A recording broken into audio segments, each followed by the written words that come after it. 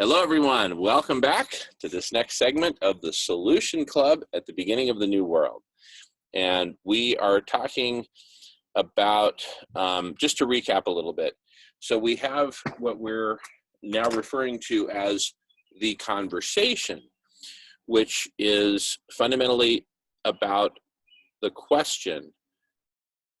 The conversation addresses the question, how do we save life on Earth? And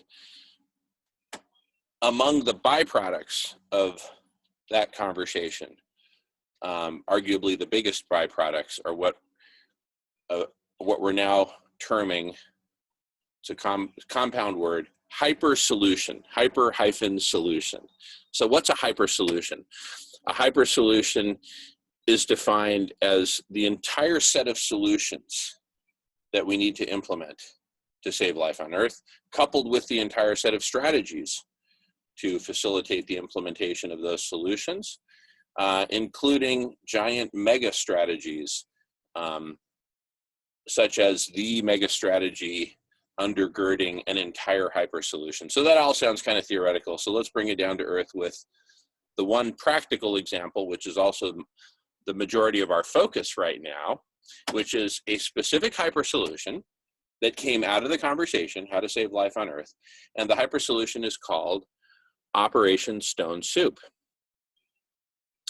And Operation Stone Soup, in a nutshell, has three major pillars that go more or less sequentially, right? But in reality, it's all holistic and simultaneous, because we're truly embracing holistic, whole system approach for planetary healing. Including the healing of humanity, because we're part of the planet. That's part of the whole. We are part of the whole. We're not separate. And so the whole system approach has these three major pillars, which again have a sequentiality to them, but really much more simultaneous and holistic than sequential. But nonetheless, here they are, 1, 2, 3, right? The first pillar is feed everyone. And we'll get more into that. Starting in Brooklyn, and we'll get more into that. So that's the first pillar, feed everyone starting in Brooklyn. The second pillar is in the process of feeding everyone starting in Brooklyn, we are assembling an incredible collective intelligence, which at a certain point, once there's a certain degree of membership and participation, and Ray, if you feel like it wouldn't break my heart if you put your background screen being those exponential, those curves of adoption and transfer, whatever's good for you. No pressure. Your current background looks super cool also. But anyway, looks like something James would have painted. But anyway, so the second pillar is basically about the process when we cross the chasm. It's the process of crossing the chasm into the realm of collective superintelligence. Thank you, Ray. But the theme of the second pillar is quite simply collective superintelligence. But we're going to go from collective intelligence. At some point, we're going to go super, right? At some point, we're going to go supersize. So, that's what the second pillar is all about, going collectively super intelligent. And the third pillar is really the first big thing that we take on, standing from a starting point of collective super intelligence. And that is solar radiation management, cooling the planet in time, which is going to be a gargantuan moonshot that we don't have a decade to do. We have probably more like months to make the first major dent, and then have it all wrapped up within a couple of years, because that's simply where we're at. We're at a point of runaway exponential planetary overheating, which we may not survive. But if we're going to survive, SRM is key at planetary scale, along with a whole bunch of other things. But SRM is really, that's the really strong air brakes that are going to rapidly decelerate and then actually reverse planetary overheating. We're actually going to cool the planet down to much more livable temperatures than we're experiencing right now, with a much more livable ice cover than what we've got right now. We'll also refreeze the Arctic, refreeze portions of Antarctica, essentially do a giant civil engineering project on Antarctica, where instead of mortar, it's water that will hold together the cracks that are currently growing. We're gonna repair those cracks. Anyway, there's much to do, but all that's under the umbrella of cooling the planet via SRM, solar radiation management. So those are the three big pillars of Operation Stone Soup. Feed everyone, go super intelligent, cool it. Feed everyone, get smart, cool it.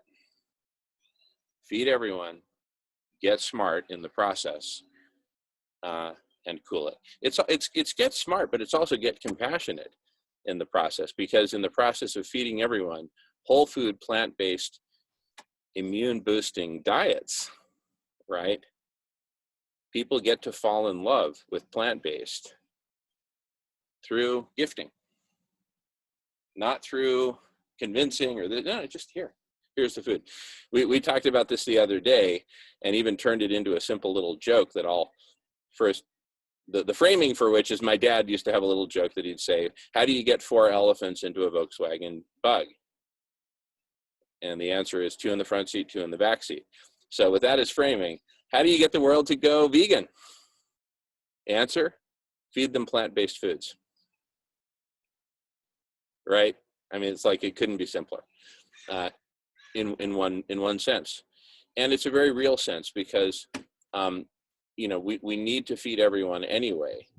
And so here it's really a 2-for-1. We get to feed everyone, nourish everyone, end hunger and end malnutrition, and end the meat and dairy and egg industries. All right, just end it. Let it die. Let it continue to die on the vine, which it's already doing thanks to the current pandemic. So that's Operation Stone Soup in a nutshell. Those are the 3 pillars. So let's start with the first pillar, feed everyone. Whole food, plant-based, immune boosting diets, starting in Brooklyn, New York. And we started with the name Brooklyn Eats. Now we're talking about Brooklyn Feeds Brooklyn as the name. Maybe we do a hybrid. Could be that we still go with the name Brooklyn Eats, and the tagline, the slogan is Brooklyn Feeding Brooklyn, right? Something like that. Anyway, we'll figure it out. We're in the process of figuring out a lot of wording, and I screen shared and read through a 5-page document, which is kind of our current draft that goes into a bit more detail about everything I just said in the last few minutes. So, and the starting point for Brooklyn Eats, Brooklyn Feeds Brooklyn, and Operation Stone Soup is an international press conference in Brooklyn, maybe at the Brooklyn Bridge, but at some prominent location in Brooklyn very soon, like in a matter of weeks, where we announce basically everything that I just said, right? Now, there'll be a whole medical team led by Dr. Priya Naik, who will be addressing the health benefits of plant-based and the pandemic stopping benefits of plant-based, right? Others outside the medical community, in the more environmental, et cetera, community, will talk about the urgency of going plant-based and stopping the destruction of the biosphere that's been fueling the animal agriculture sector, right? As well as,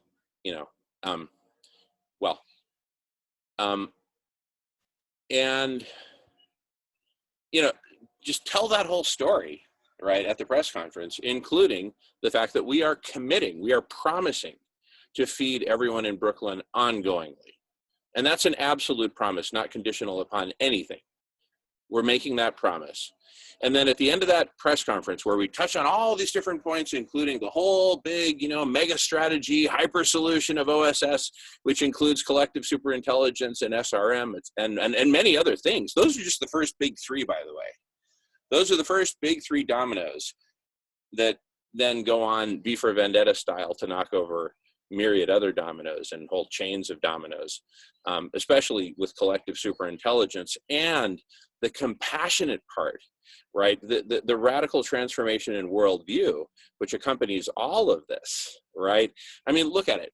You've got 2 big whammies right on the table at the very get-go in terms of transforming humanity, our relationship to each other, and our relationship to the planet.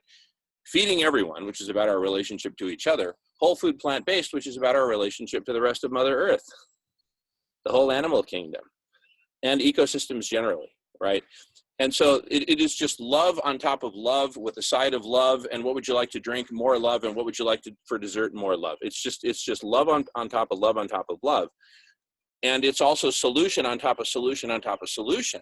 And so if you build a collective superintelligence on top of all of that, right, on top of a foundation of healing people and planet through, starting with Brooklyn Eats and expanding from there worldwide, oh my goodness.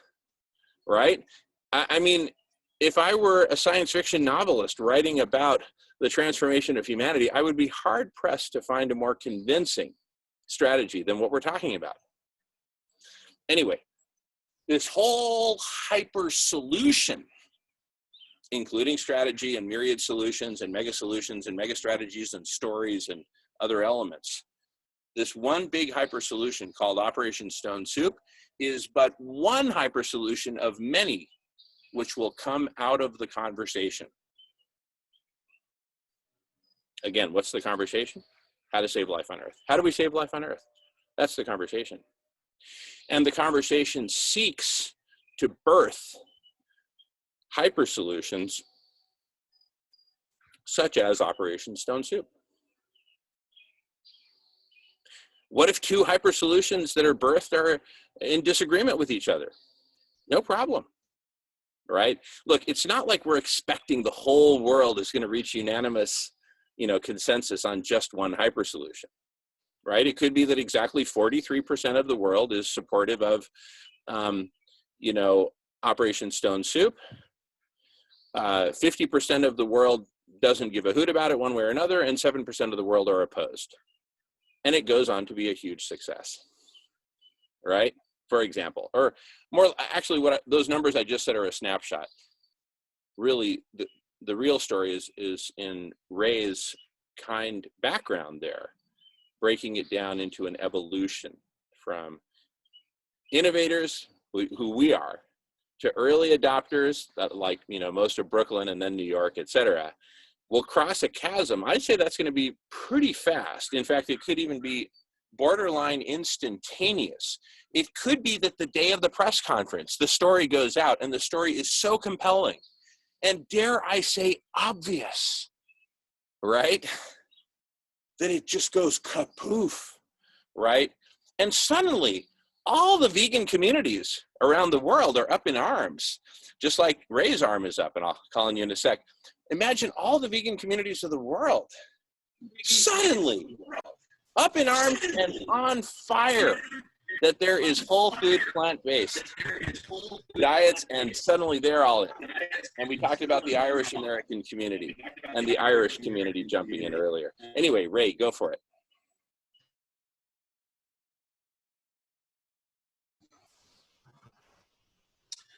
I want to add that on YouTube, Simon Sinek talks about the law of diffusion of innovation.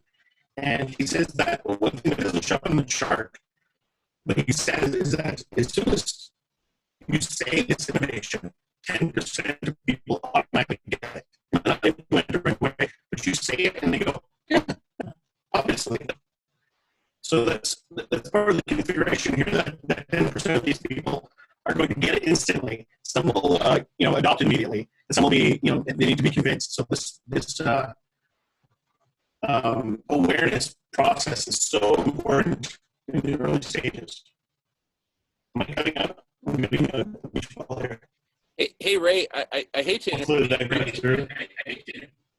interrupt, but you're scratchy. You're very scratchy. I wonder if you could either reset your microphone and then also maybe turn off video. But if you could have a second take at that, I'd sure appreciate it. And I'll let you know if it's clear or not. But if you could reset your microphone, I have a feeling there's like some static buildup or something. You can just kind of reset, like change it on your Zoom thing there, and then reset it or something.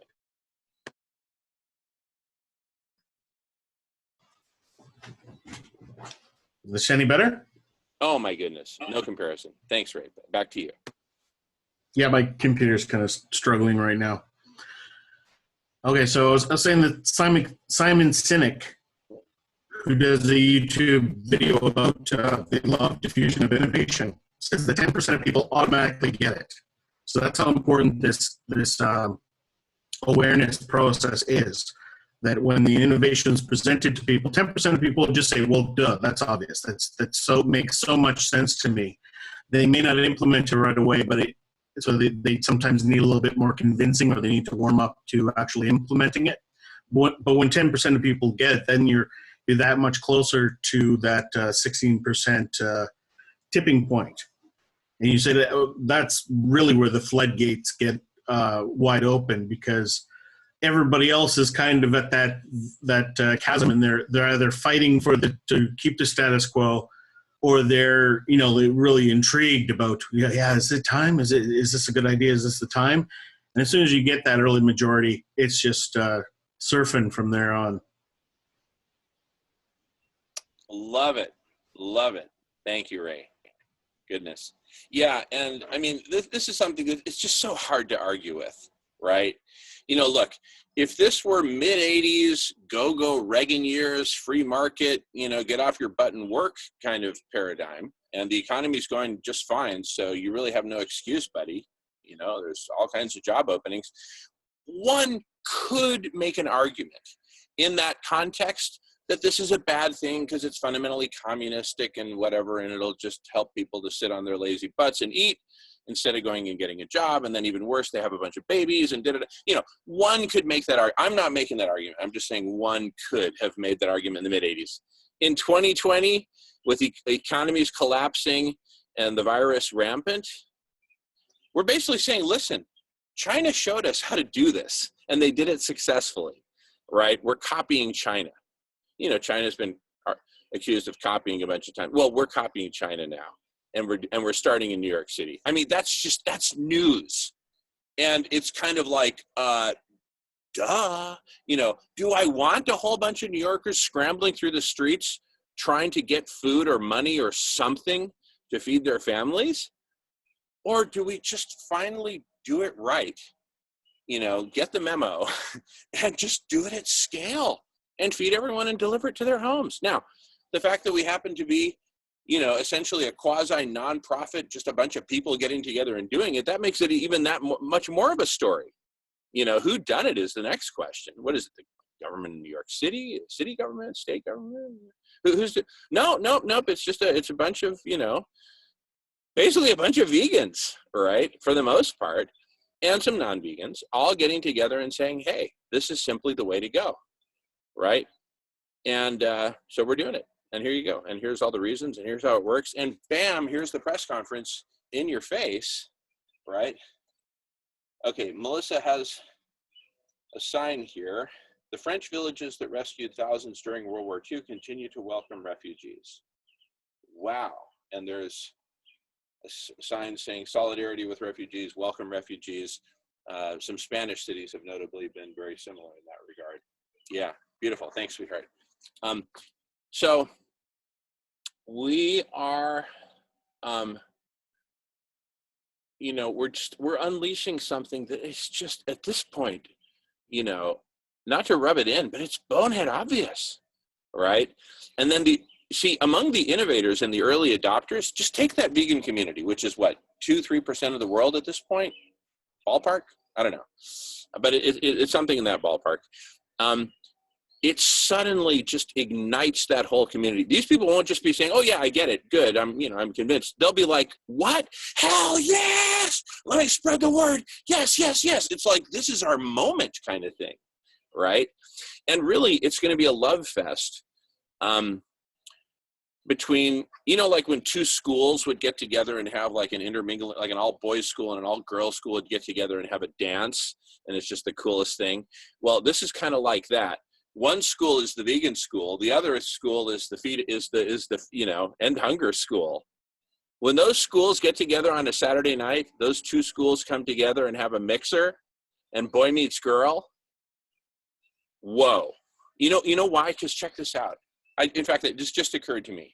And I'd love to run this by everyone's supercomputer. I'd especially like to hear what Ray has to think about it, because I know he thinks deeply about these things. But here's the scenario. Just imagine. There's a lot more people in the world who are passionate about ending hunger, you know, feeding starving 3-year-old girls and whatnot, no matter what country they're in. There's a heck of a lot more people that are passionate about that than are passionate about veganism at this moment. Okay, so here goes. You bring these two schools together. You got the End the Hunger crowd, who are fundamentally compassionate people, mixing it up with the vegans, right? Who I would say are fundamentally compassionate and simply a bit more evolved than your average bear. Once those two start mixing it up, I would posit that the End the Hunger crowd that are not vegan are probably the most susceptible of all pre-vegans to veganism and to that message. Why? Because they're compassionate to begin with. They have the right stuff to go vegan, right? They may not be there yet because of, and we know all the reasons, right? But now they're susceptible, and now they're mixing it up with some serious heavy-hitting vegans, right? Who, quite frankly, take compassion to a whole new level, right? I used to think I was pretty darn compassionate, and then I met a bunch of vegans, right? So it's just going to rub off. It's been happening right here in this meeting and at the block party. Pre-vegans going vegan. Pre-vegans taking steps towards veganism, right? And feeling great about it, right? That's my own journey. That's me in a nutshell, right? And Miles as well is well on the journey as well, right? And, you know, et cetera, et cetera. So I think we've got a formula for really mixing it up between these two schools, the vegan school and the End Hunger school. And I think it's going to be a love fest, and I think it's just going to spread, right? Because the common denominator is love, compassion, healing, and Ray. Go for it, Ray.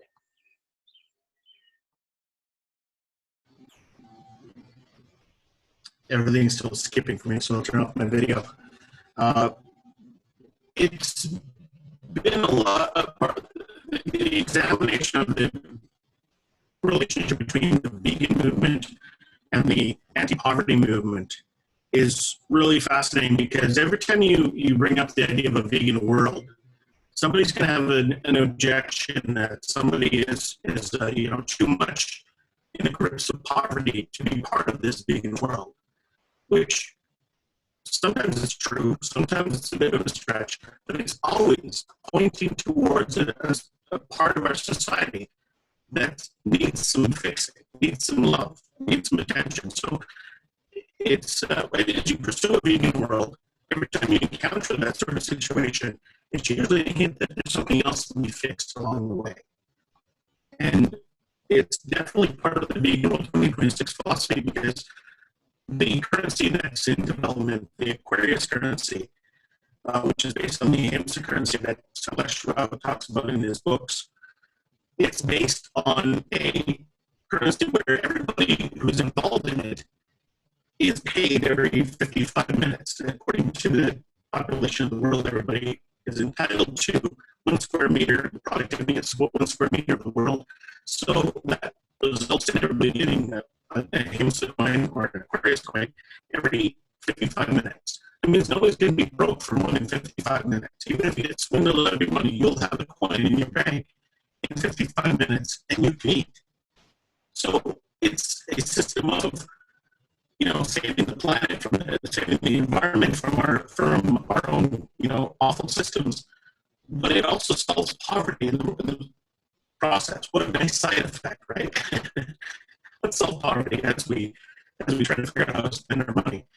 And that, you know, it's just so nice to have money, something that's the root of all evil, be this thing that actually says we'll belong on this planet. Hey, everybody, let's, you know, get together and solve some problems together and use money to do it, rather than money being the reason why everybody's at each other's throats and at cross purposes.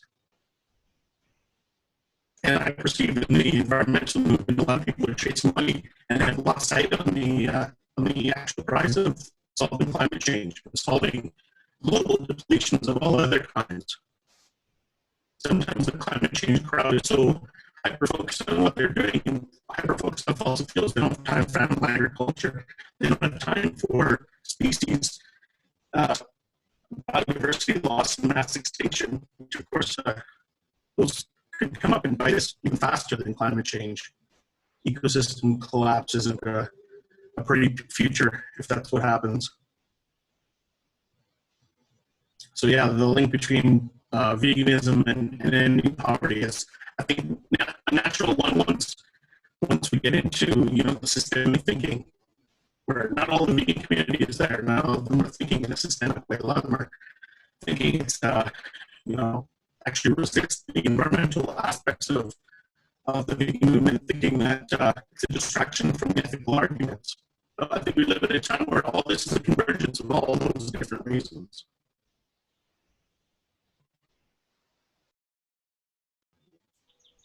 Beautiful, Ray. Beautiful. You were breaking up there. Jackie? Yes.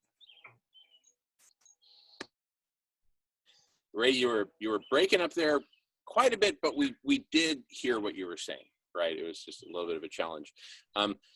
James has his hand up, and I think Jackie as well wants to speak. But I just wanted to comment to what you're saying about the whole system aspect of this, right? If it's kind of like, if a car has been in a total wreck, right? And a mechanic goes in and just replaces one part out of 43 totally mangled or destroyed parts, what do you get? A whole lot of nada, right? Nothing. You've got to do a whole system, healing of that car. The analogy I'm trying to make there is that, I'll just put it in terms that Guy McPherson said, right? He said, listen, this whole thing about going vegan, only a tiny minority of the elite, urban population of wealthy countries like the United States can even have that as an option. Everyone else, doesn't have an option, whatever, right? But you see, that's a partial system thinking, like, oh, let's just change veganism, but, make everyone go vegan, but don't change anything else, like other fundamental, more radical changes that need to take place in order to support veganism. The great thing about Operation Stone Soup as a hyper solution is that it is totally holistic, 100% holistic, end-to-end, top to bottom, no stone unturned. Now, does that mean that we change everything at once? No. We start with one press conference, feed one borough of one city, and then the whole city, and then the whole state, and then the whole region, et cetera. And it is holistic because we address the vegan, the plant-based part, the immune boosting part, the pandemic part, the economic part, the logistics part. We address it all holistically, the community building part, and it's one big whole. Rather than just trying to fix one piece at a time, we fix the whole, right, with Operation Stone Soup. Anyway, just wanted to squeeze that in. James has had his hand up. I think he had his hand up first, followed by Jackie. Go for it, James.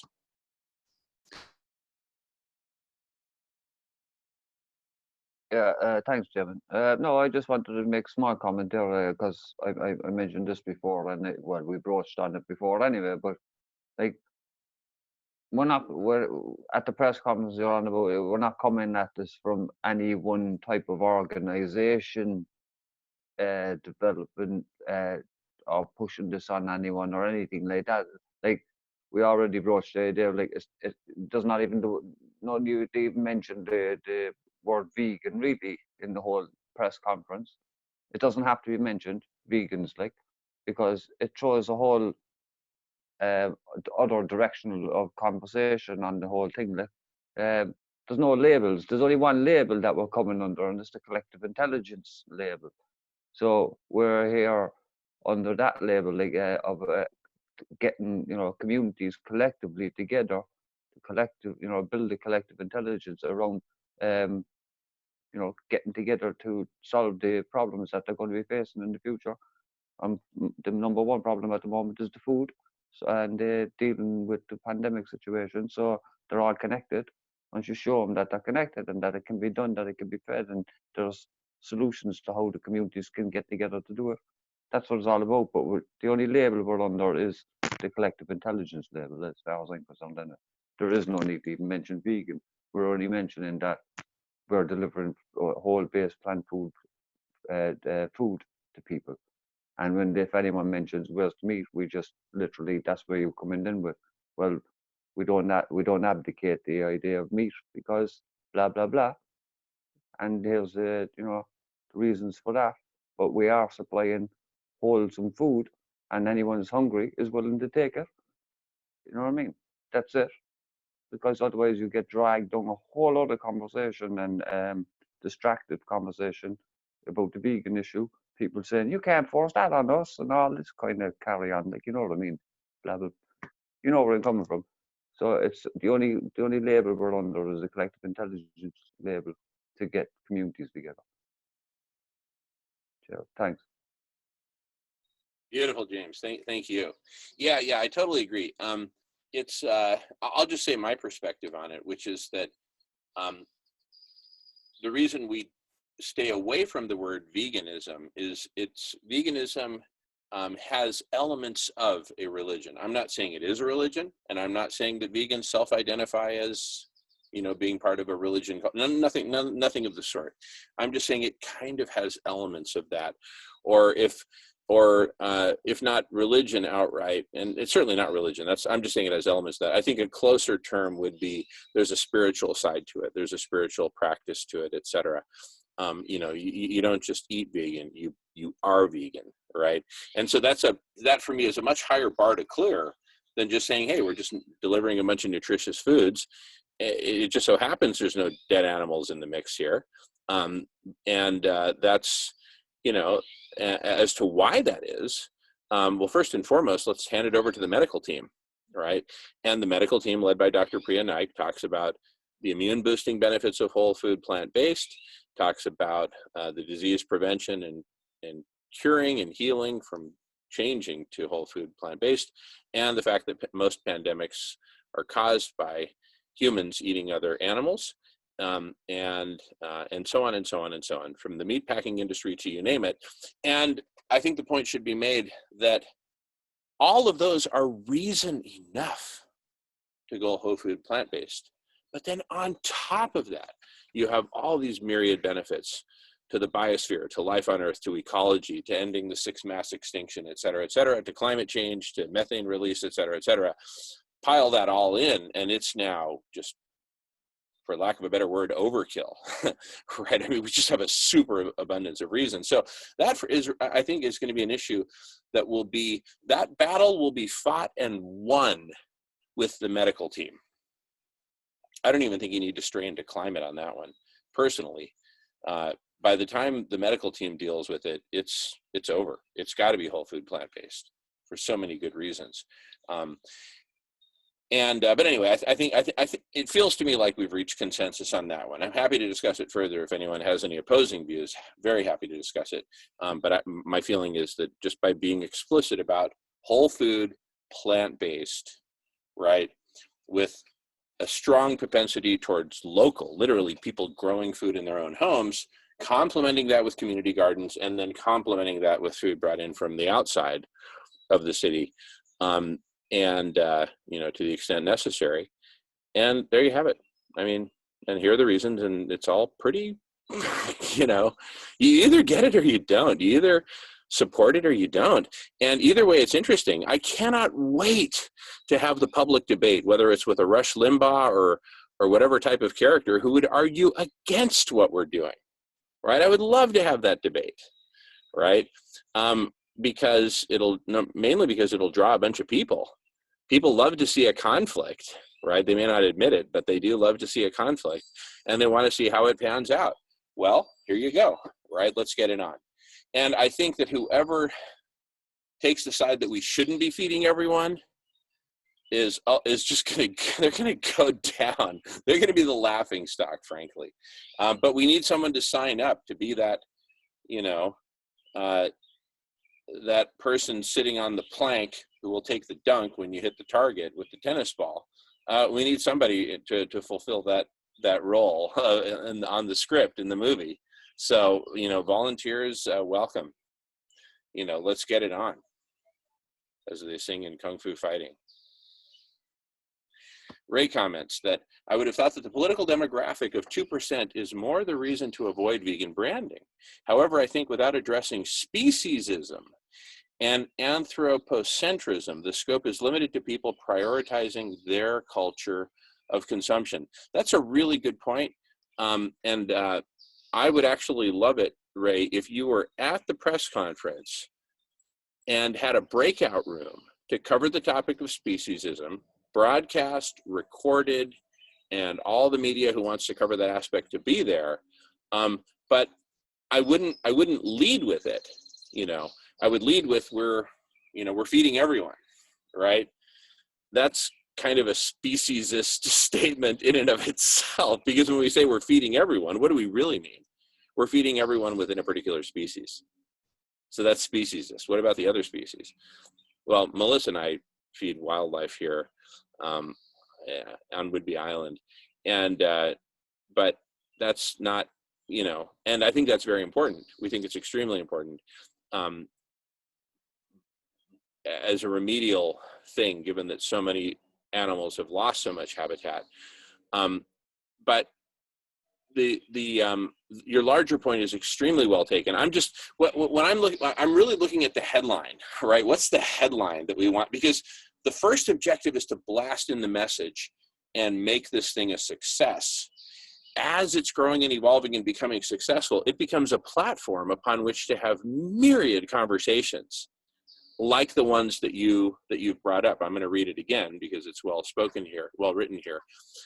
I would have thought that the political demographic of 2% is more the reason to avoid vegan branding.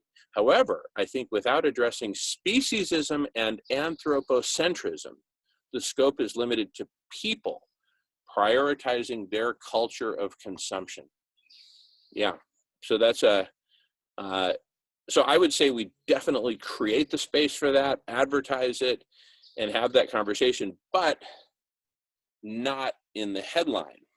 Just, as one of, perhaps a dozen other supporting topics that are all really, really important, like climate change. Well, go ahead, James. That would be one of the answers if anybody, should anybody come up with the question, why plant-based food, where's the meat? If we want to have that conversation, we have people here like Ray and Dr. We have people here who to answer that question. But partly, the short answer for this conversation, for the press conference, is that meat is part of the overall problem, simple and plain. So if you want the further explanation, that we have these people here to answer that, end of story. Yeah, I would say let's let the focus of the press conference be get everyone through kindergarten successfully, right?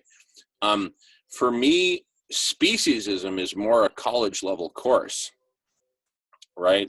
But kindergarten is, we can all agree that everyone has to eat, and we also need to end pandemics. How do we accomplish both in such a rapidly changing world where food networks are collapsing, right? Answer, Operation Stone Soup, right?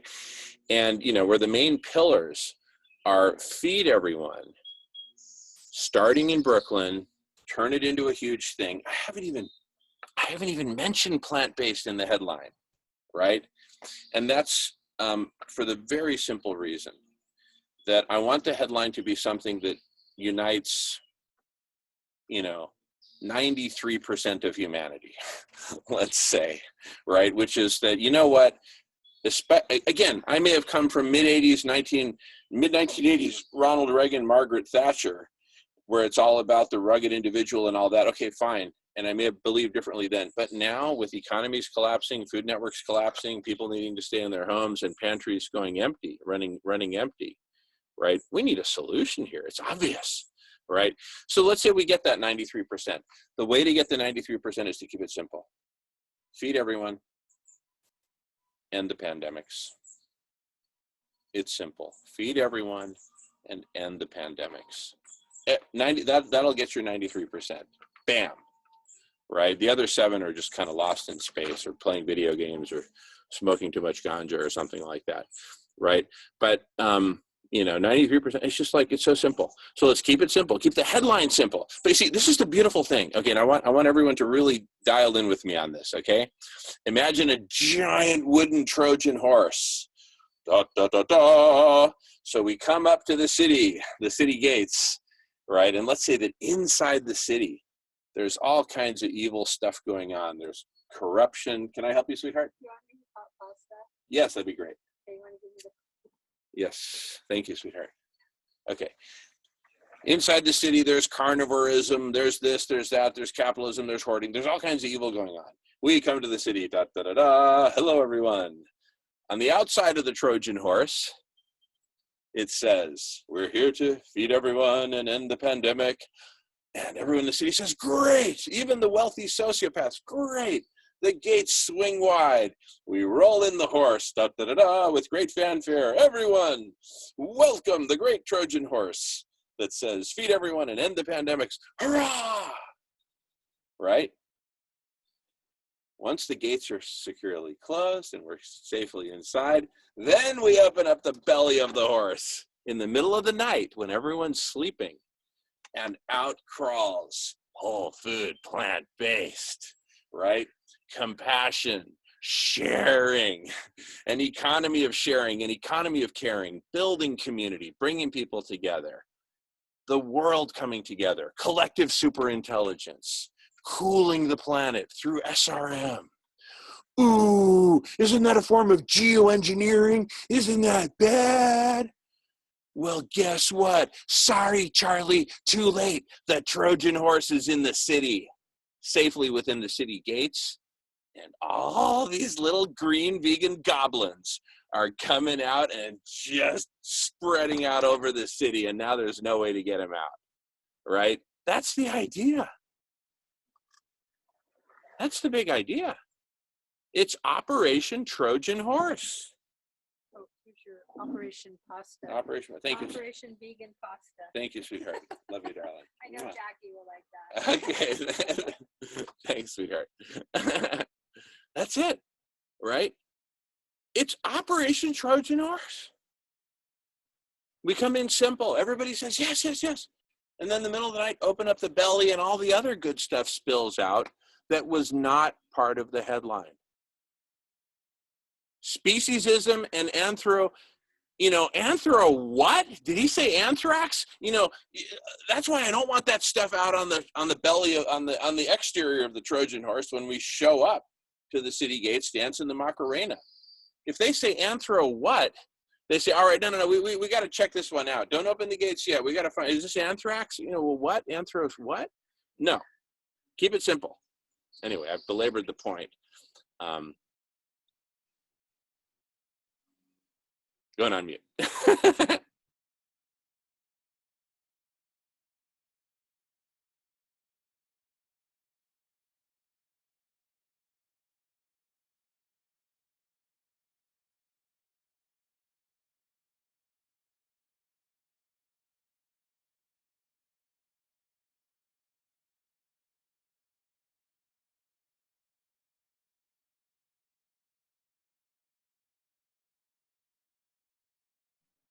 Anyway, that turned out to be a really juicy recap. I didn't intend for it to be that long, but I'm really glad it became that long and deep. So what I was thinking to discuss next is kind of the mechanics and logistics. And Ray writes, veganism isn't a religion. It isn't even a platform for top-down policy, for example, forcing actions upon the public whether they voted for the policymakers or not. Are we avoiding religions as a demographic?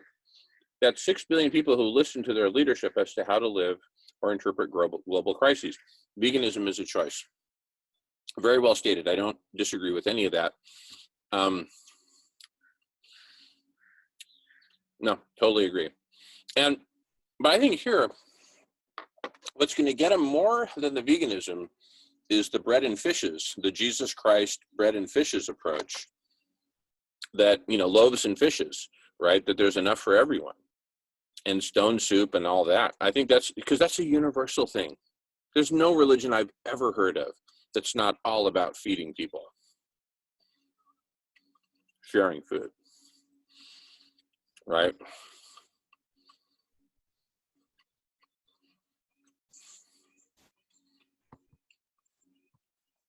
And Ray then writes, true, veganism is politically awkward. And that's it. See, we don't want to give them a single excuse to not throw up in the gates.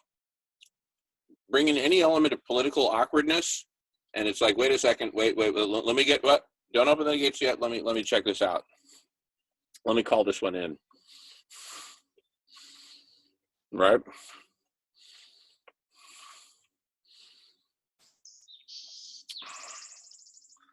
But no one has to call in to check out feeding people, ending hunger and malnutrition, and ending pandemics at the same time in a single stroke. No one will argue with that.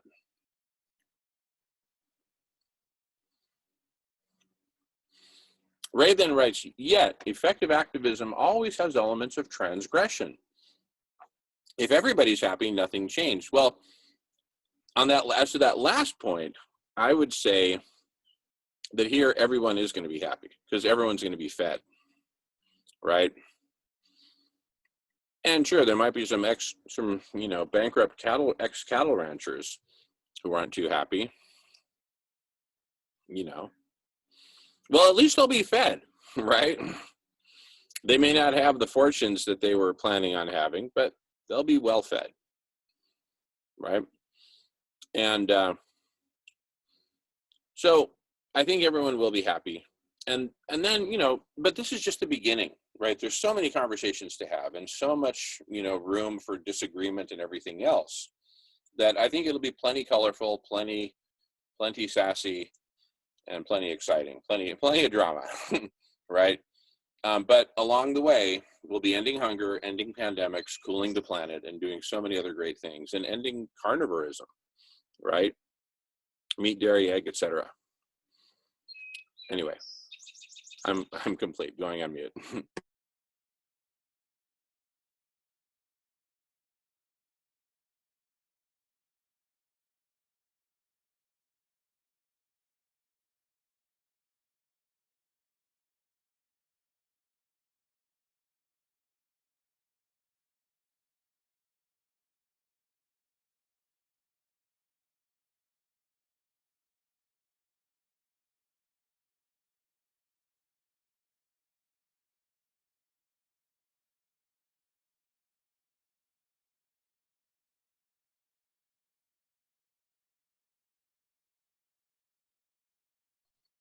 Now, one of the things I want to do, shifting gears slightly, is to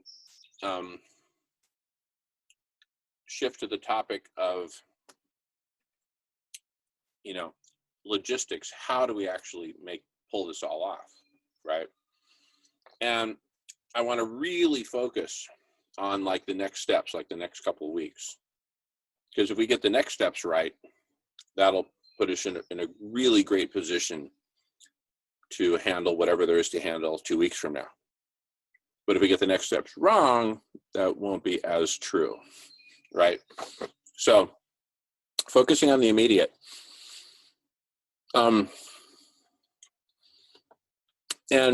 this may feel like an element of slow down, I'm in a hurry, but really what I'm just saying is let's have a conversation about it. Let's bounce it around. Let's get it right. And then it's way better to have a solid foundation than a not so solid foundation, right? So here it is. What I'm proposing is that we get ready for, because they're going to be coming. That is, the next 2 weeks is all about building a community of communities. There's all these different communities that are already in existence, like a particular food bank in Brooklyn. That's a crucial community that we want to be working with, right? They're already doing what we're aspiring to do. So we go to them with so much respect, so much gratitude and love, and say, hello, this is who we are and this is what we're up to, and we'd love to talk. And we want to make that process of getting to know each other as smooth and easy as possible. So here's what I'm proposing, is that within Snack Bar, the social network of awesome communities, right? Within the social network of awesome communities called Snack Bar. Snack Bar is the URL, by the way, snac.bar.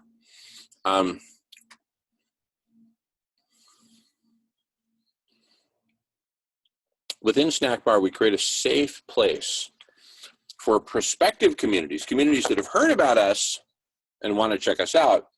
We create a safe place for them to land, where they can land as a community or knock on the door as a community or check us out as a community and say, all right, is this network of communities something that we'd want to be a member of as a community?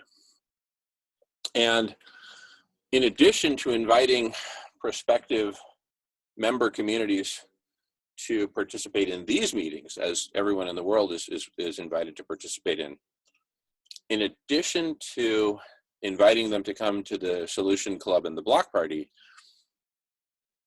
we also invite them to participate in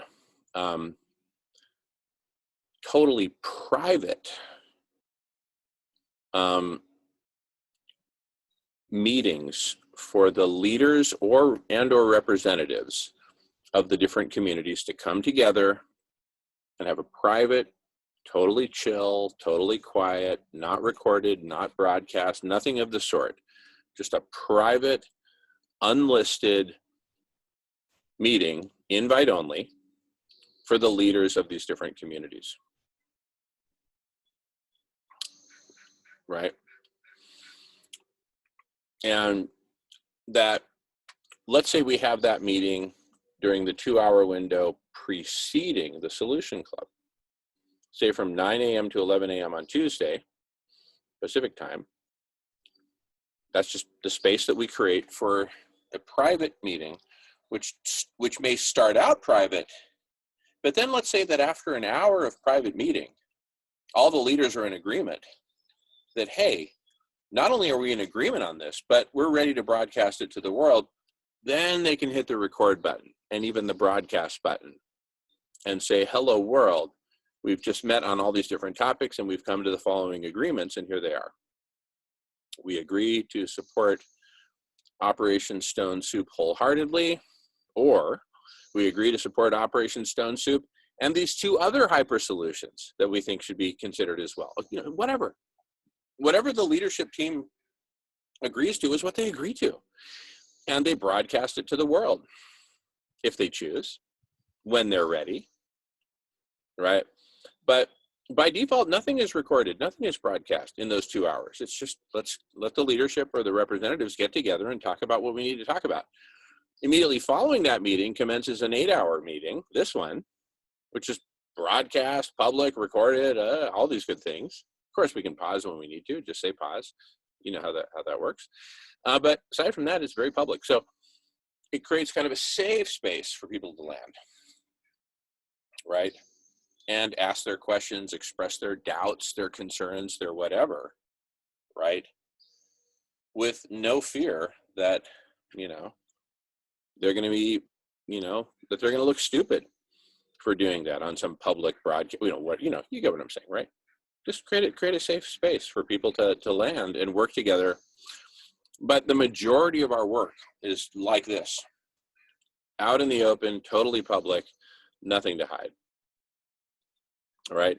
But until you know us as a community, you don't know what that really means. Right.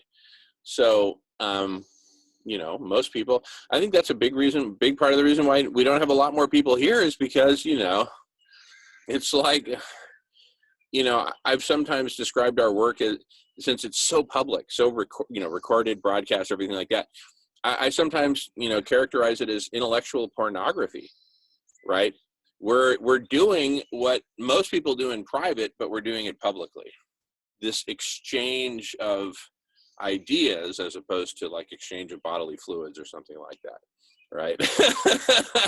Sorry for the descriptions, but it's just to do this publicly, to just express yourself and I've done enough of it in my life that I've just kind of gotten over it, I guess. But there's other people who haven't even gotten under it, much less over it. They haven't even gotten beside it. They haven't done it. And this is, not everybody is just like a born Shirley Temple ready to just start singing at the age of 3 and tap dancing on people's tables in Manhattan. And, no. So let's create a more gentle on-ramp to this whole thing. Because I think once people see themselves in a private Zoom video conference that's not recorded and not broadcast, and they see that, wow, no, this is cool. This is way more fun than I would have thought, and it's not scary. And you know what? I'm ready to wade in to the grown-up swimming pool, starting at the shallow end and wading in, right? Who could say no, right?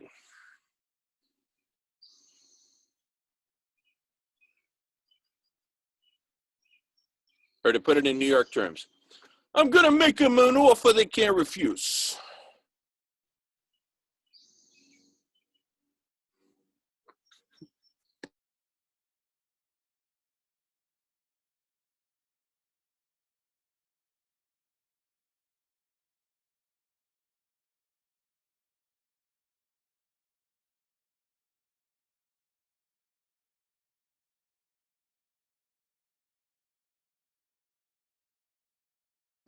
This is an offer they can't refuse. You can't say no to it politically. Got your rate, no problem. We'll see you on the rebound.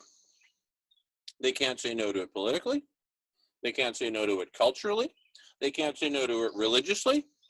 They can't say no to it and expect to come home to their wife and, be happy. They just can't say no. They cannot say no.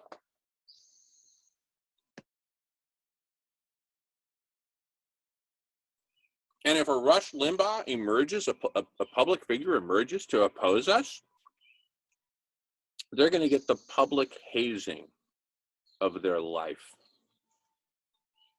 And I don't think they'll ever live it down. Unless they have a whole, ex-murderer to saint, transformation, and they come back and say, okay, I get it now. I once was wrong, and now, then they'll be embraced. Right?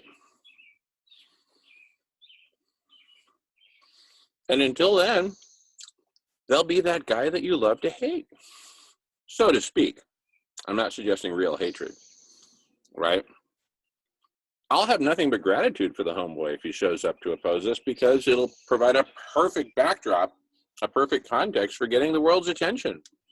Rush Limbaugh takes on the Brooklyn Feeds Brooklyn crowd in a no-holds-barred, knockdown, drag-out prize fight of the century. Who's right and who's wrong? Find out at 8 p.m. Eastern, 5 p.m. Pacific, 6 p.m. Central and Mountain. They'll be all over it. They will be all over that one. And we will prevail. I mean, it's just like, this is the perfect story. And it will be controversial. There are people who have, for decades, like Bill Gates himself, since I raised this to him, he's not interested in taking on hunger. And I'm sure he has his reasons, right? And I point to that great book, that great Canadian book, Voltaire's Bastards and the Tyranny of Reason in the West, right? They all have their reasons for not wanting to feed the hungry. But guess what? Now with this out there, this just puts it right in their face. Hey, guess what, Bill? They're feeding the hungry. What do you got to say about that? Oh, well, that's their prerogative. The Bill and Melinda Gates Foundation, we're focused on other things like malaria and composting toilets. But, more power to them. So she's certainly not going to oppose us. I guarantee you that. And Mr. Gates, is it true that, oh, sorry, Jackie, you're on mute. Go ahead. What's the name of the book that you referenced? Voltaire, here, I'll type it in the chat. Voltaire's Bastards.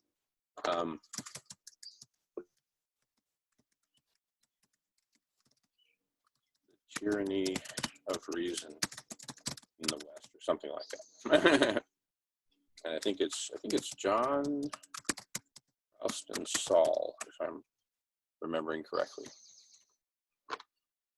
Anyway, it's kind of a heavy book, but the basic gist of it is that we are a tool-using species.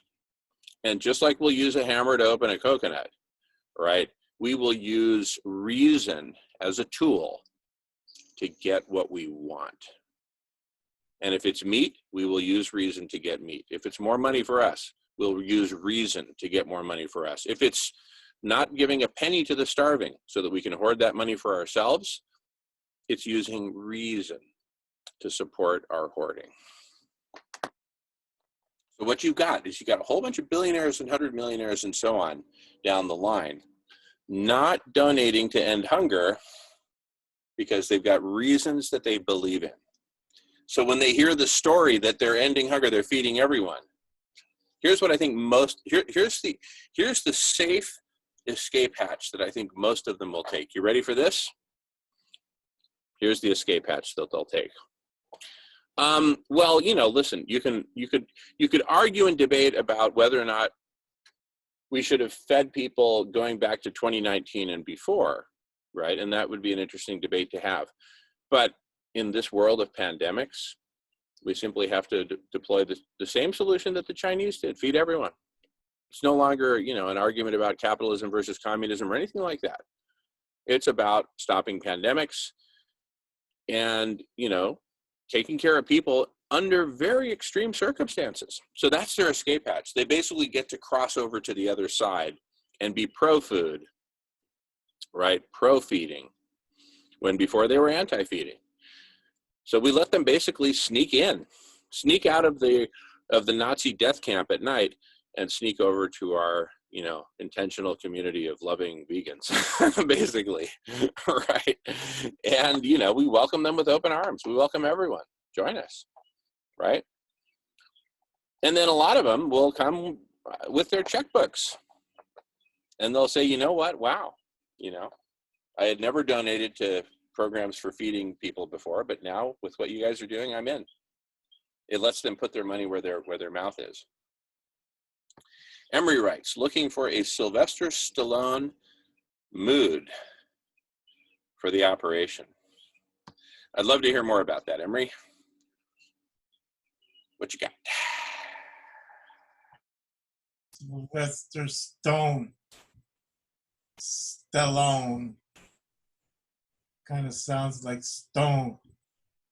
And, he's the boxer. He's the ultimate boxer. Running up those steps. Can you hear the music behind that? Da-da-da, da-da-da. Dun, dun, dun, dun, dun. Da-da-da-da-da. I don't know, I can't sing. I'm in pain. Sorry. I'm on medication. I can't talk. No problem. You're doing fine typing. No need to talk ever. I'll just happy to read what you type. No problem.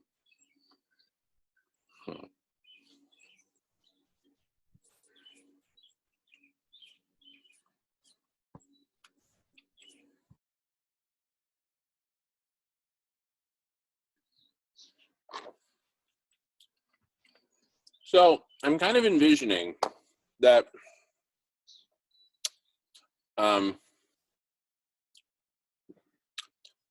use an example that most vegans probably wouldn't be cool with, but I'll just use it anyway, just because it's so visual. Let's say that you got one type of flypaper, and it turns out that's great for attracting and capturing a certain type of fly. You got another type of flypaper that's good for capturing another type of fly, and a couple others for yet two other different types of flies. What I'm suggesting is that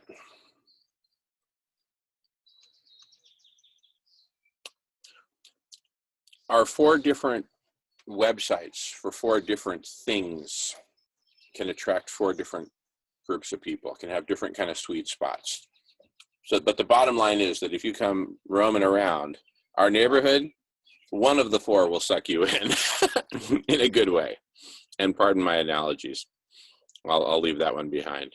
for the future. So what are the 4 websites, and what are the kind of the sweet spot communities we're going to be looking to attract? So we talked about starting here with Radish, Solution Club, and Block Party. I would say that the focus for all this would actually be on everyone interested in the conversation. And I say we make our focus the conversation. How do we save life on Earth? Because I think that'll attract a lot of people, right? Meanwhile, Snack Bar and Operation Stone Soup are both focused on, now actually this presents a really interesting one, because should Snack Bar just be focused on Operation Stone Soup, or should it be focused on both the conversation, which is much more open stance? The conversation basically just is an open question: how do we save life on Earth? Operation Stone Soup is one possible answer that we happen to be super excited about. So excited, we're like, let's do it, right? It's like, I don't need to see the other 14 stores on this strip. I see the doll that I like and I want it. Buy it. You know what I'm saying? Okay. That's where we're at, but we're not expecting that the rest of the people are exactly where we're at. Some people will want to focus on the conversation, the bigger conversation. How do we save life on Earth? OSS is but one possible answer. Again, we think it's the best, but we may be wrong. Or even if we're right and somebody else wants to develop some other hyper solution, let them, right? And this is part of this kind of, Zen Buddhist, letting go, right? Letting go and saying, look, everyone's going to pursue their own mega solution, hyper solution. Everyone's going to gravitate towards their own hyper solution. And you know what? More power to them, because in the process of a diversity of hyper solutions being developed, being prototyped, being tested, being talked about, being debated about, right? We get multiple perspectives on this universe, with a nod to James's image there. Thank you, James. We get a better perspective on the whole of this universe of problems and solutions and all that, right? I mean, some underrepresented community might come to the table with a hyper solution that illuminates for the rest of us the plight of that community and what they're going through. And that, oh my goodness, no, I get it. Oh, I get it. Yeah, and I get that while OSS would definitely help you all, it doesn't solve all your problems. I get that. And in fact, it might even make some of them worse. I don't know. Until we look at it, we don't know. So let's look. And so, see, that's the power of the conversation. It's just totally open stance, non-judgmental. Once you're in the world of OSS, right? It's kind of like you've picked a color, right? You're rooting for one of the two teams. I've wandered into sports games where I didn't know either of the two teams, so I wasn't rooting for anyone. I just watched, right? But when you're in the realm of OSS and you're like, yeah, OSS, right? You've picked a color, you've picked a team, right? In a sense, and that team is food first. Let's feed everyone, and let's go from there. Let's get smart and let's cool it. You've kind of bought into that whole paradigm, and for me, that's a good thing. I am happily, committed to Operation Stone Soup. I'm not saying that I'll never get interested in a different hyper solution, and I'm also not saying that I'll never jump ship to a different hyper solution. If a better hyper solution comes along that may actually feed everyone even faster by taking a different focus, but it just works out that way. Hey, listen, fine, my tender little ego might get bruised a little bit, but if people will get fed faster and better and will cool the planet and really solve all that, the ultimate measure of success is, did we make it? Did we make it through the bottleneck? Did Mother Earth make it through this bottleneck to the other side? That's it. James, you got your hand up. Go for it, bro. Yeah, I agree. I just think that a snack bar should be its description should cover the myriad of problems we're facing. OSS is basically like in keeping with the Zen philosophy there. Like there's also the tradition of like with destruction, as we talked about with Michael Gaia. With destruction comes opportunity, and nothing is created out of everything is created out of this destruction anyway. That's the universal way. So in what you were saying about the universe picture there that I had as well. So like in keeping with that as well, in order for there to be a new beginning, there has to be an ending, is what I'm saying. So we're coming to the ending of our own the era and the systems of the way we used to live in the era that we were in. We're coming to the end of that because life is not going to turn back to normal as we had it, regardless of what anyone thinks. That's the way the science is even going, and that's what we're planning for. So. So basically OSS is a separate body out of the snack bar, derived out of the snack bar, one of the pivotal starting points. So like in keeping with the Zen philosophy, like we're coming out of an old era into a new era, and OSS is the pivotal first stepping stone. You know what I mean? It's the stepping stone to a greater plan. Yeah, thanks. Yeah. In fact, OSS itself is intentionally unbounded in my mind, right?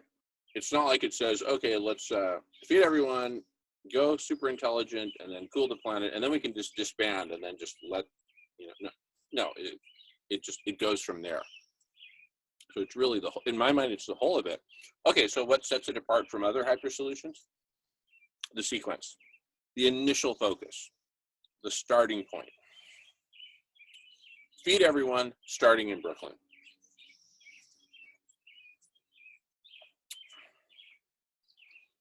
And then we go from there. We attract the whole world to focus on Brooklyn. In the process, we all get to know each other.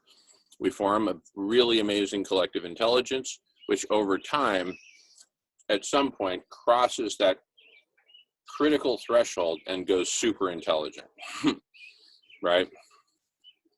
And then everything changes from there. So, but to be fair to other hyper solutions that might emerge, any topic that gets the world's attention and gets the world to come together and work together is a possible breeding ground for collective superintelligence.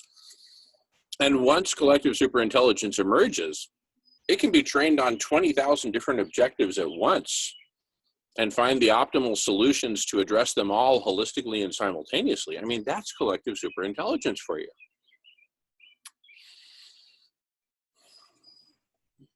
Good question. Yes, Emery.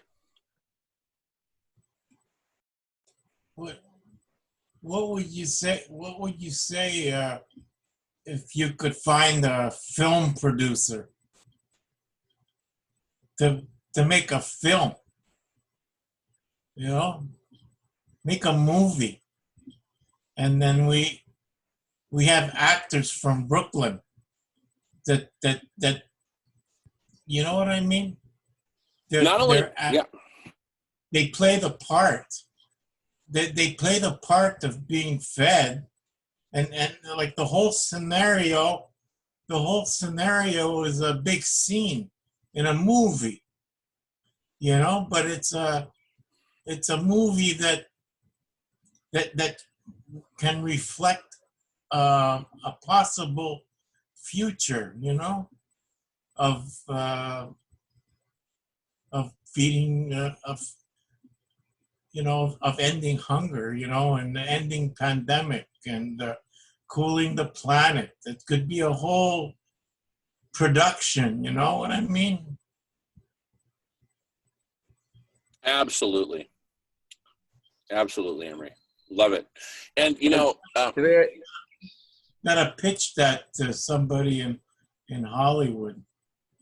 well, the actually, way I've I got see some. it, Go ahead, James. Yeah. sorry, I'm just saying the way I see it there is that we should stick to the plan and get the plan organized first, and then Hollywood will be making a movie of it themselves. Yeah, and an intermediate step. Look, it just so happens when I did the whole, you know, cannabis thing, 3 different television production companies came to talk with us. We signed on with one, and the one that we signed on with, it has a funky name.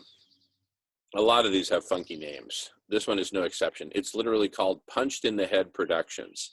And guess where they're based? I've actually been to their studios and everything, and you know, I became very friendly with the owner. They are based in none other than Brooklyn, New York, baby. They are in Brooklyn. So I got to call my buddy Craig Dentrone, the owner of Punched in the Head Productions.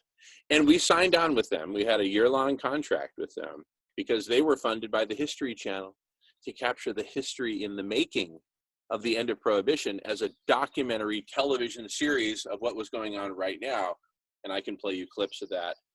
That would actually be pretty fun. Anyway, I'll see. Yeah, I'll have to dig it up, but that won't be hard. But it's really cool stuff. They did really great work with us. And in the end, the CEO of the History Channel, it got past all the vice presidents. They were all loving it. But the CEO said, whoa, whoa, whoa, we might lose a bunch of key advertisers if we're seen as pro-ganja. Right? After all that work. But anyway, the point is, we're going to now leverage that to our advantage because we now have experience doing documentary television, right? We have that experience. And it's basically just telling the story in real life, in real time, right? And the world they'll just fall in love. Everyone will be glued to the tube watching Brooklyn. See, that's where you'll get the masses because they'll come for the entertainment. And then when they see everybody crying, they'll start crying. That's how we primates work. And they'll say, I love it. Let's do this. This should be everywhere. And then everyone will join.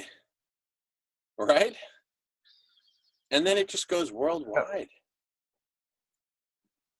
The way I see it there, Jim, is we already have plenty of recordings done for them to work off of alone, like, and they could come along and follow it then as it's come working and happening live as well, as you said, like.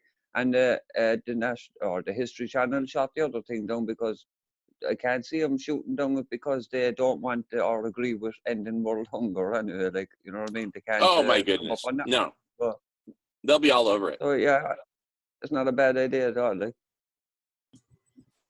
I'm thinking about all the special effects. You know, special effects. Well, I think when you talk special effects, I think movies. I think Hollywood production movies. In reality television, you don't really have special effects. Fine, you might have lighting, you might have, you know, really good camera work and audio work and all that. But for the movie, see, the movie is something I see happening maybe 3 to 5 years down the road after it happened. And then they went back to tell the story with professional actors and, you know, optimizing for a, you know, 120-minute stretch of movie, et cetera, et cetera. I think that's a whole different thing, personally. Who did that planet? Who did that planet Human? What's his name? Michael Moore. Well, Planet look of at the him. Humans. Look at him. He does these movies like it's kindergarten stuff. He didn't put together a movie. Oh my goodness! You No, know? there are so many people who could put together a great movie and a great documentary television series. We just need one. We just need one, you know, team. And maybe it's a collective intelligence thing. Maybe it's done as an open source project. Why not? Why not? Right? It can be done on GitHub. On GitHub, you could have all the hyperlinks to all the different videos that you want to include portions of, and include the start time and the stop time of each. Put it all together into a 60-minute open source documentary. And then people can branch it and edit it and branch it and edit it wherever they want until the community, the collective intelligence, gravitates to, this is it. This hits all the points. That's the one. Go. So it can be done either by a, You have to be careful. It might give people ideas on geez, maybe we could feed the hungry. Maybe we could feed everybody. That might give people ideas. We better be careful what we propose here, you know, our words could turn into reality, and then somebody could start feeding the Brooklyn. Jeez. Better watch what we say. No, like I'm of the mindset that we do this totally open source, be totally open about everything. Because look, the people who hear about this idea and have the right stuff, that right stuff is going to direct them to work with us, to talk with us, not steal the idea and go try to copy it. So, you know, come on. I'm not afraid of such people. No, I'm just kidding. I'm being, what's the word? You know, like I'm hoping, I would love it if somebody would take the idea and start running with it also. The more, the better. There'll be a marathon, you know, a full-fledged marathon. Let's just pass the baton. No, listen, as soon as we launch a documentary television series of us doing this in Brooklyn and it starts catching on, I guarantee you, within a week, people in Mumbai, India, people in Johannesburg, South Africa, people in London, England, right? People in Mozambique, people in countries all over the world will have ideas about creating their own localized documentary television series of the local implementation of Operation Stone Soup in their local area, city, country, county, whatever. And it'll be beautiful. So it'll go crazy. All right, so let's see. So I've got it kind of mapped out here that Radish will mainly be focused on both the conversation and Operation Stone Soup, right? And Brooklyn Feeds Brooklyn. Snack Bar will likewise be interested in all of those topics. Why not? Because I think Snack Bar is really, we want the appeal to be very broad. Any community that's basically interested in saving life on Earth, please join Snack Bar. The Operation Stone Soup website will be focused naturally on Operation Stone Soup. Likewise, the Brooklyn Feeds Brooklyn website will be focused on that topic. So we'll have 4 different major topic areas that you know, people can gravitate to. You know, 4 different kind of spaces with different areas of focus, shall we say? Anyway, I don't want to overstate that. Let me draft up some stuff for each, just like that other stuff I screen shared, and then we'll have a solid starting point. And you know what? Let me also make a special effort around Ireland Loves. Ireland Loves, you know, Brooklyn Feeds Brooklyn, or Ireland Loves Brooklyn Eats, right? Damon, I had to say really quickly, what was the 4th website? I have the Radish Solution Club Block Party. I have Brooklyn Feeds Brooklyn's. I have Snack Bar, OSS. What was the other one? Actually, Snack Bar is one. So here are the 4. Radish, Snack Bar, OSS, and BFB. Okay. Those are kind of the 4 different, just kind of natural mega topics within, not topics, but just sort of our initial platforms. Those are really our initial platforms and communities that we're starting to form. Snack Bar is a community of communities. Radish is a community. OSS will be a community of communities and a community. Same with BFB. So really, it's kind of more like 4 different perspectives on the same hyperobject. It's really one big hyperobject, saving life on Earth. Right? No matter how you slice it, it's one big thing. So these are kind of 4. The Radish perspective is, you know, I'd say it's really heavy on the conversation. You know, that's really kind of it's heavy where it's really focused. Snack Bar, we don't really know where it'll net out, but it's certainly fair game for both the conversation and OSS and any other hyper solution for that matter. And then we'll just kind of, it'll kind of develop its own identity. OSS, of course, will be laser focused on OSS, the OSS website. BFB will be laser focused on BFB, right?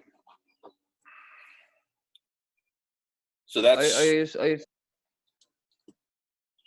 Sorry, Jim. I assume a Snack Bar is like an evolution of the Block Party, really, like in a sense, really, isn't it? It's like the Block Party discusses all the topics really as well. Like, so that's, we were saying Snack Bar would be the evolution, another name for it, like the Block Party evolving into Snack Bar, because we cover all the myriad of topics in Block Party, which is what we're planning on doing in the Snack Bar anyway. So. No, that was what my understanding was of it anyway. Snack Bar, that was going to be like the Block Party would transform into Snack Bar, like, in other words. Then you have the OSS as one project of it, the stepping stone platform project of it, and you know all the other projects then are the myriad problems such as the SRM and everything else. And I would say again, no, like about the Ireland Loves thing would be just, I would, as in the description, is advertised as just a platform for sharing, for communities to connect, which was inspired by the Black Party. That's what I said in the description. This was a platform for a community of communities to connect, blah, blah, blah, blah, blah, but it's inspired by the Black Party. You know what I mean? The collective intelligence Block Party. So it's only a platform, another platform inspired by it. So it's just bringing advertisement to it as well, like, in other words. Yeah. You know, here's how I see it. I actually see Snack Bar as fundamentally a whole different animal, right, than Block Party. Because here's why.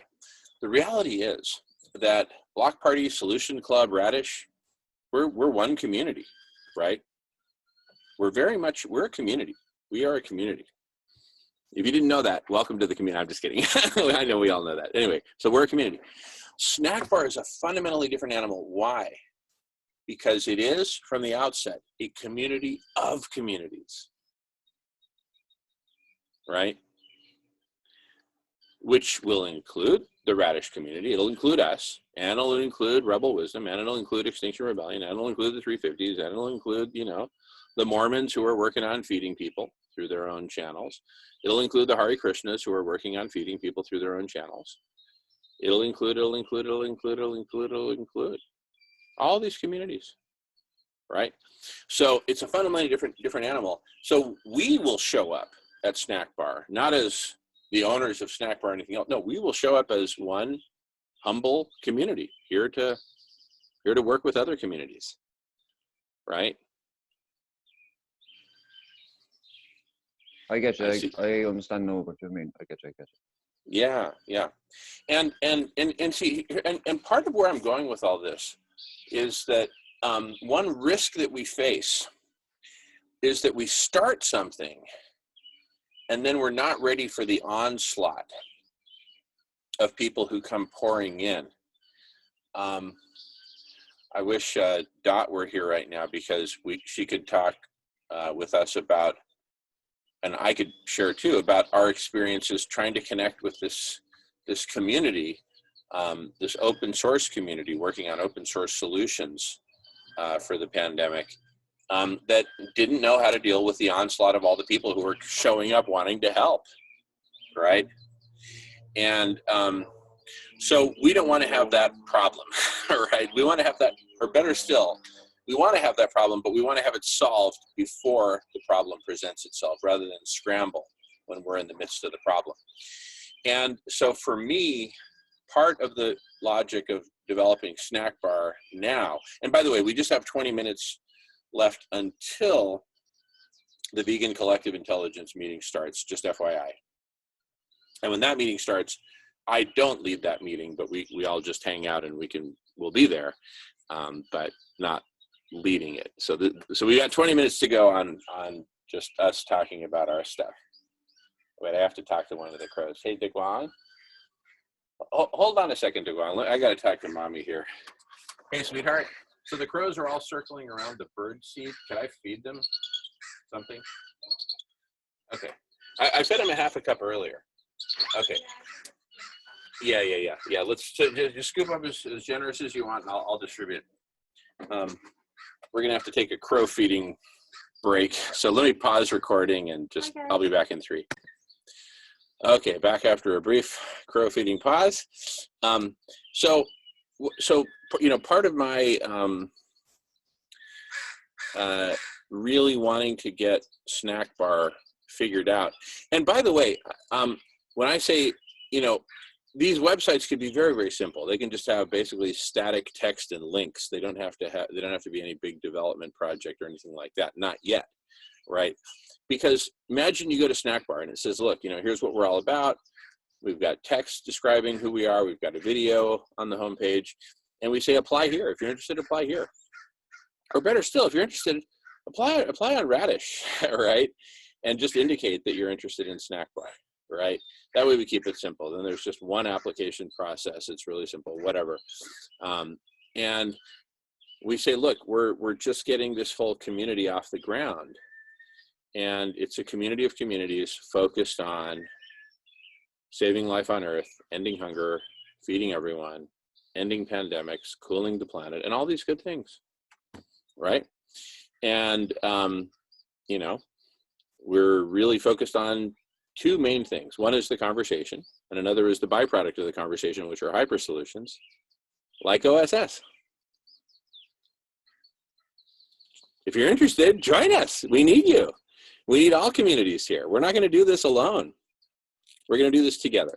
So if you're an awesome community, and the definition of an awesome community is a community that's committed to doing everything they can to help save life on Earth.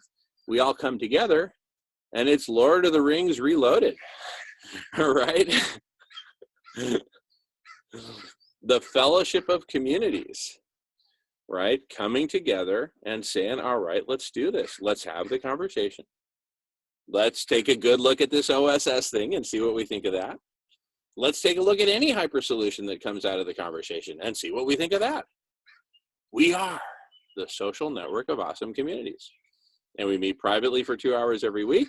And then we get out there in public on the court, on the Solution Club and the Block Party, and we mix it up. And in a bunch of other places. And in fact, each of us coming from our own respective communities, we have our own meetings with our own communities. And here's, you know, for more on that, click here, right? So each community exists as a community, and then the communities come together as the social network of awesome communities, having awesome in common, having love of life, love for life in common, and an open mind to mix it up with other communities. This is crucial, right?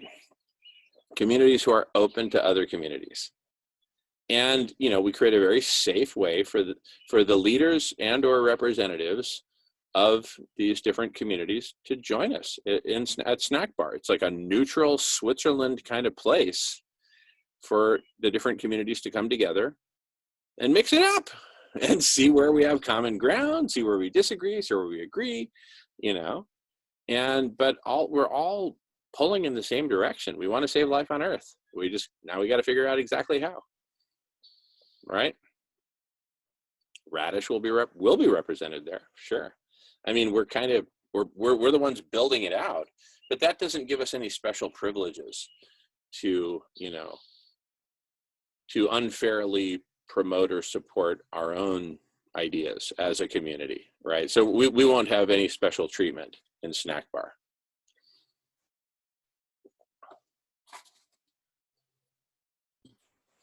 It almost makes you want to have a new term like collective communities.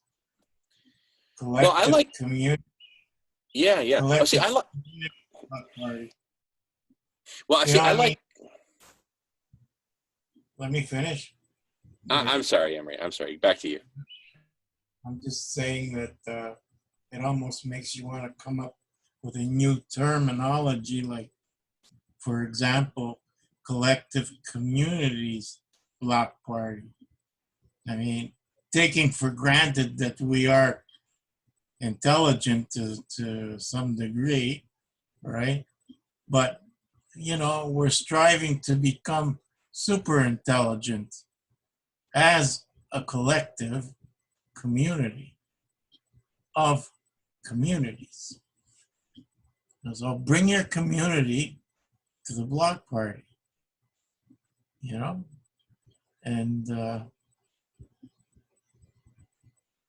participate. Yeah, sorry for interrupting you earlier. I just wanted to comment that I really like the term community of communities, right? It just makes it kind of like boom, boom, right? Kind of like Brooklyn feeds Brooklyn, community of communities. It's like a double take.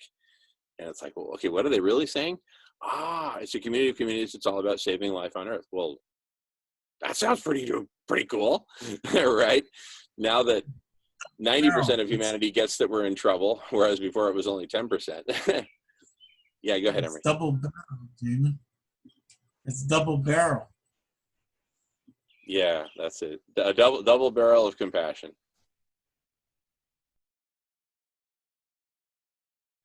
Yeah, so Snack Bar, a community of communities. See, Radish is a community.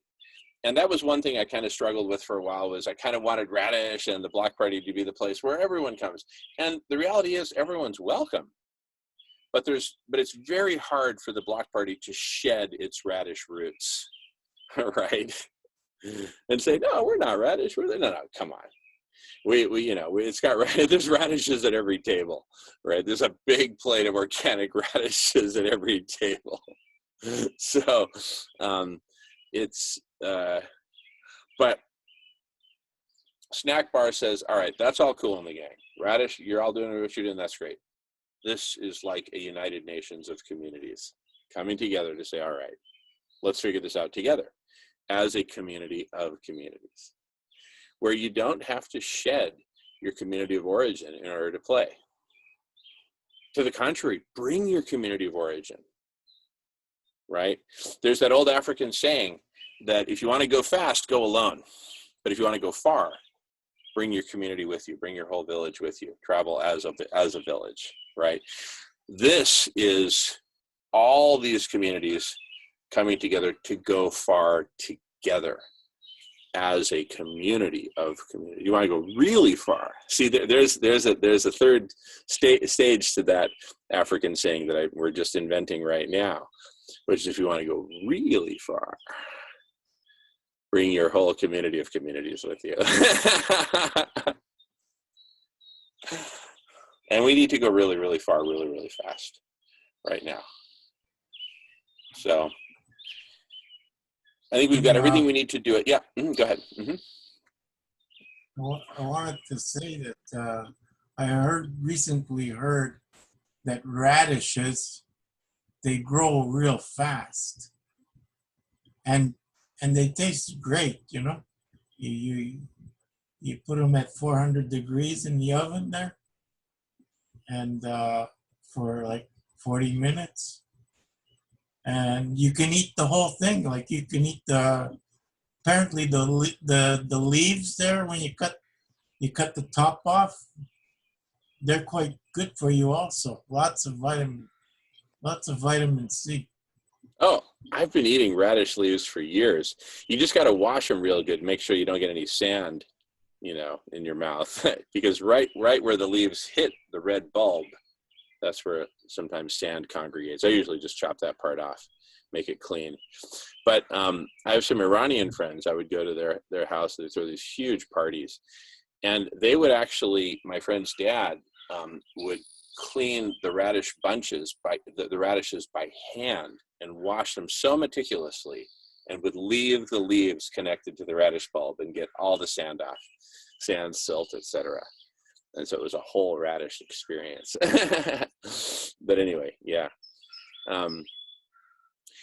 So I'm really psyched to actually get this all fully documented and then launch these websites. And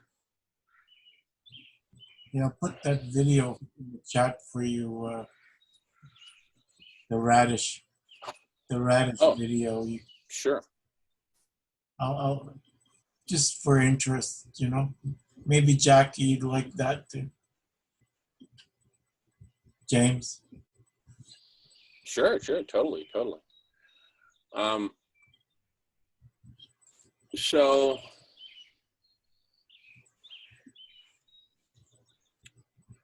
I'm thinking we get all this stuff launched, have a proper logo for each, right? And tell the story on each one. Each of these 4 websites will cross-link and point to all the others, right? And so whenever anyone gets attracted to any one of the 4, they'll find out about all 4. And they may end up being even more attracted to a different one of the 4 than the one they originally landed on, right? So,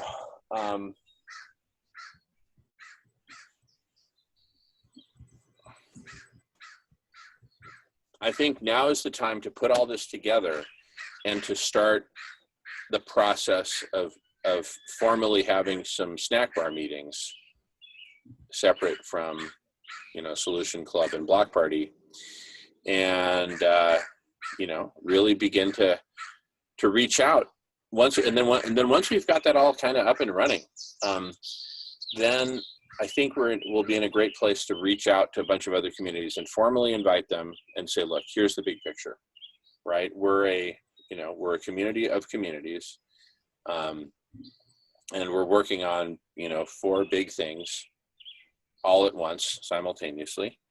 And here are the big 4: Radish, Snack Bar, OSS, and BFB. And we'd like to invite you to join us in conversation. You have multiple options for doing so. Come to the Solution Club, come to the Block Party, and we also have a private meeting every Tuesday from 9 to 11. And James has his hand up. Go for it, James.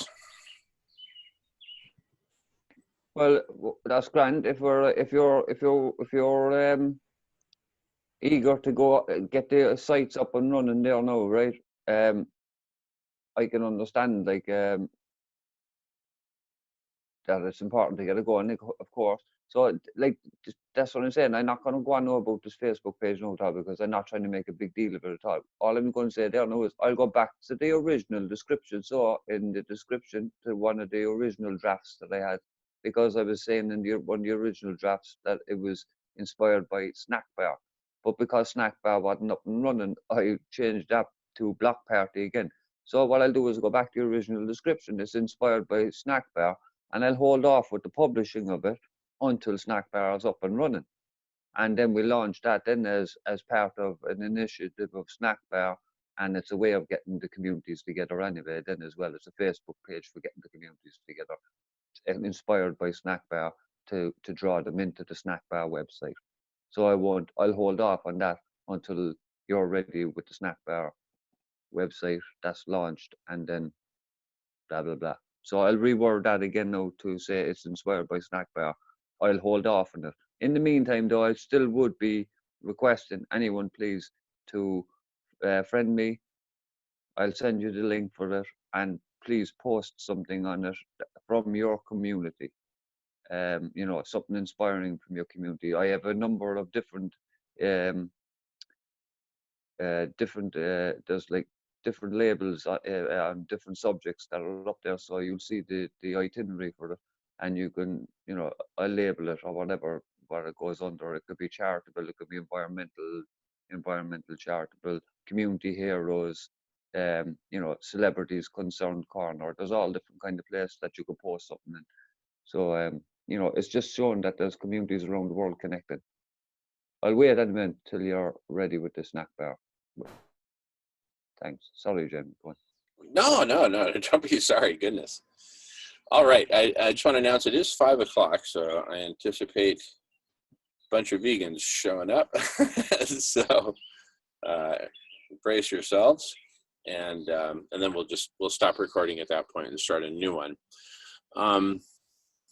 So here's what I'm thinking. I'm thinking let's get these Google Docs going, and maybe we'll just do it so that I'll put it out to everyone that, hey, here are these Google Docs if you want, and I'll give all of us permission to edit, and then just put it out there that if anyone else wants permission to edit, to just request it, right? That way we don't just open it up to anyone and everyone, but if you want to edit it, just ask, and we'll give you permission, no problem. So that way we keep it to the people who are really working on it, and then I think it's a bit safer, frankly, right?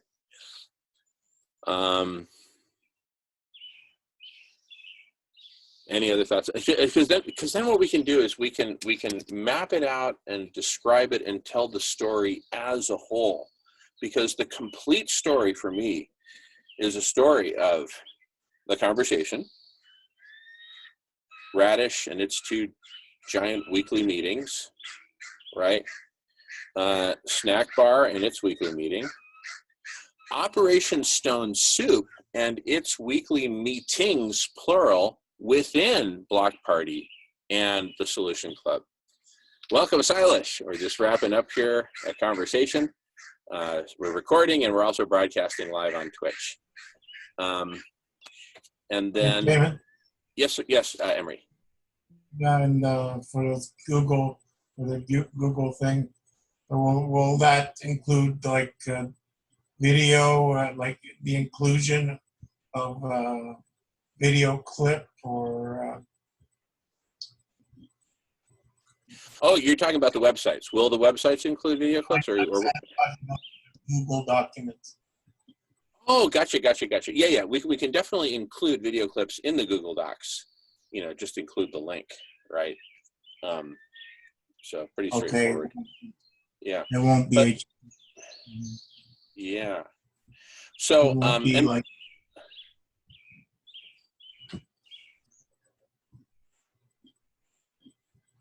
Okay, sorry, it's fine.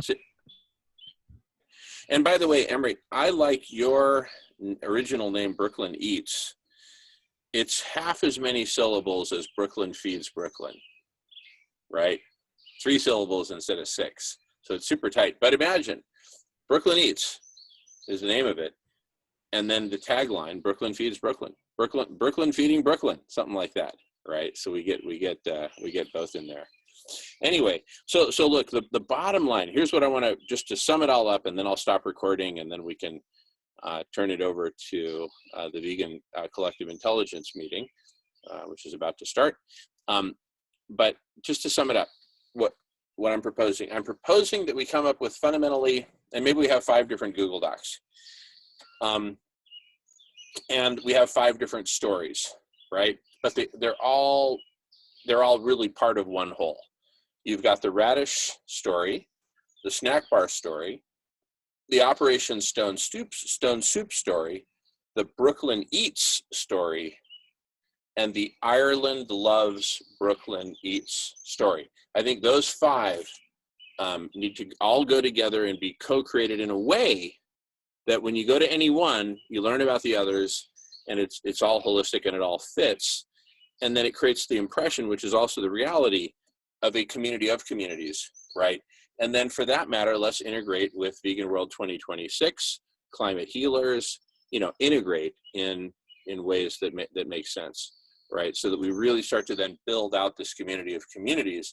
But we start with this as kind of our core, and we just keep adding communities. And as each community joins, then we have the work of integration, which basically means, all right, community, can you tell your story in a kind of in a concise, powerful way, and really set the model for that out of these other communities that I just mentioned.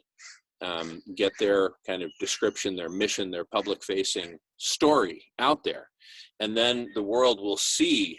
And then I think through this practice, we will get ready for the onslaught that is coming of communities all over the world joining and wanting to be a part of this. Right. So anyway, with that, yeah, go ahead. This could work sort of like a wiki, right? So you're going to deposit something, right? And then it can be modified by anyone who wants to add to it or take away from it or correct something in it, or you know what I mean? Like it'd be like a wiki, like an evolving wiki. I love it, Emery, because the conversation really needs a wiki. Absolutely, it needs a wiki. And certainly Operation Stone Soup as well. Anyway, and so let's just create a wiki of wikis. Let's just create one wiki to cover it all. And then we can also then integrate with that the Wixonomy, which is a mashup between wiki and taxonomy, a concept I developed when I was at Microsoft. And so we create a Wixonomy, which is really a whole set of taxonomies, essentially like a GitHub of taxonomies that you can mash up and recombine in different ways. Because taxonomy is yet another deeper slice that helps put order to the whole of this universe of topics. That's one thing that Wikipedia lacks, by the way. It's a universe of topics, but they're, they're somewhat connected, but they're not connected in a taxonomic framework. And part of the reason for that is there is no single taxonomic framework that works for everything and everyone.